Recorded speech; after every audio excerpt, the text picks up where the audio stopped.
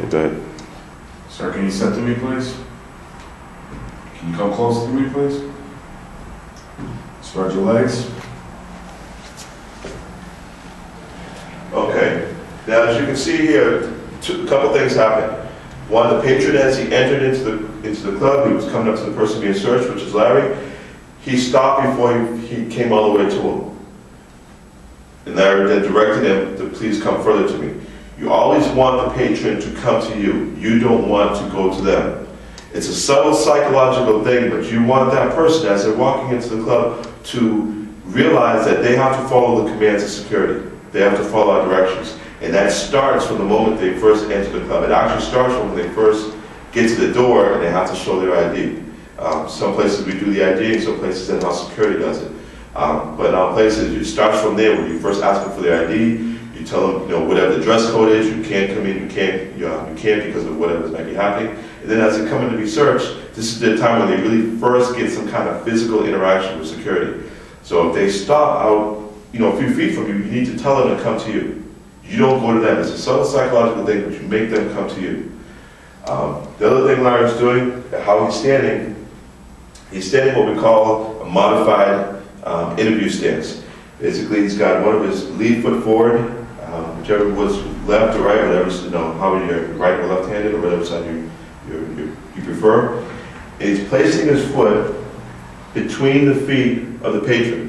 Okay, depending upon how tall you are, how short you are, your foot may be more to the outside near the toes, or a little bit further, deeper, or maybe deeper.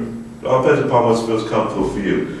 The reason why he's doing this, because as he searches a person, if this person then decides maybe he has something on him he doesn't want found, because maybe he didn't think it would be found, or he decides to do something physical toward him, hit him, tackle him, do something, he's in a perfect position. He's got a good solid base, and he's in a perfect position to knock this person on what we call the tripod. And anyone who's been to the defensive tactics class knows what we're talking about when we talk about the tripod. But basically it's the weak spot, the unbalanced spot that's directly behind the patron as he stands like this, and also forward. Obviously you're not going to pull a person forward, you're going to push him back. So if he happens to be down, getting toward his feet, and he's got something down there, whether it's drugs or it's a knife or a weapon, and he realizes that he's about to find it, he may decide to do something to him, or make an offensive move to him. Say like that, kind of like kind of grab toward his head still a little bit. He may decide to make an offensive move to him. All he has to do at that point is just move his body weight forward, straight into him, and it's going to knock him straight back off. Some people, if you're close enough down the end of the foot, you can grab the foot while you do it, which will further unbalance the person.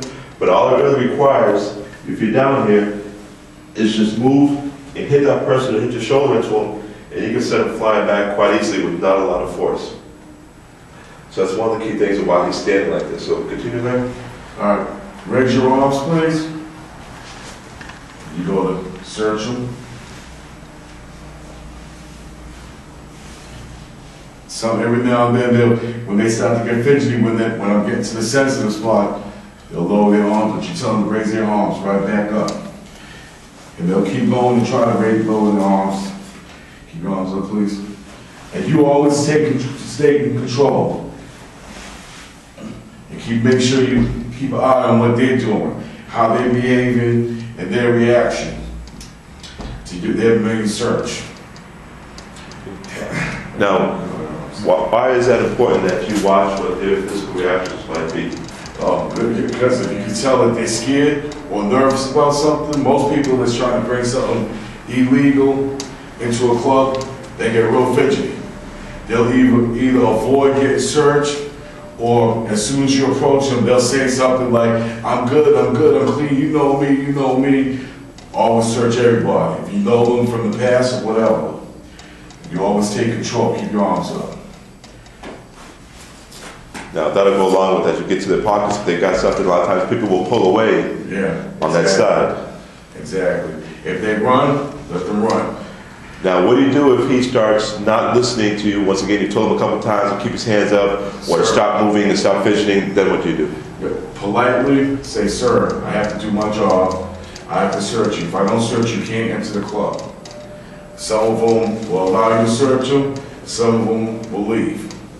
And you continue to search. If they're still fidgeting, then you tell them to go on and leave the premises. If they refuse to let you search them, tell them they have to leave. And if you need assistance, there's always a detail. Some places have detailed cops that will come down and assist you. All right, very good. Thank you very much.